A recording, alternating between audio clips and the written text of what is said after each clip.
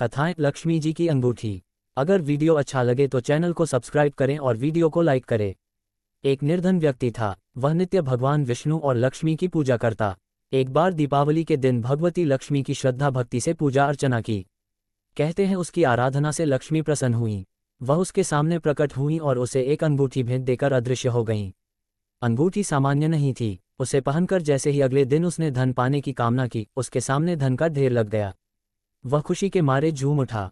इसी बीच उसे भूख लगी तो मन में अच्छे पकवान खाने की इच्छा हुई। कुछ ही पल में उसके सामने पकवान आ गए। अंगूठी का चमत्कार मालूम पड़ते ही उसने अपने लिए आलीशान बंगला, नौकर चाकर आदि तमाम सुविधाएं प्राप्त कर लीं। वह भगवती लक्ष्मी की कृपा से प्राप्त उस अंगूठी के कारण सुख से रहने लगा। अब उसे किसी प्रकार का कोई दुख, कष्ट या चिंता नहीं थी। नगर में उसका बहुत नाम हो गया। एक दिन उस नगर में जोरदार तूफान के साथ बारिश होने लगी। कई निर्धन लोगों के मकानों के छप्पर उड़ गए। लोग इधर उधर भागने लगे। एक बुढ़िया उसके बंगले में आ गई।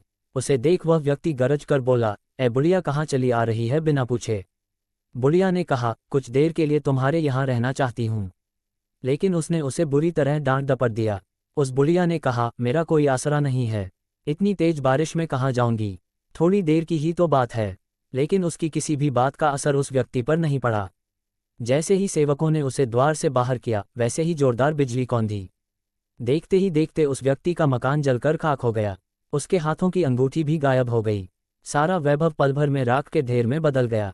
उसने आंख खोलकर जब देखा तो सामने लक्ष्मी जी थीं, जो बुढ़िया कुछ देर पहले उसके सामने दीनहीन होकर गिड़गिड़ा रही थी, वही अब लक्ष्मी जी के रूप में उसके सामने मंद मंद मुस्कुरा रही थीं।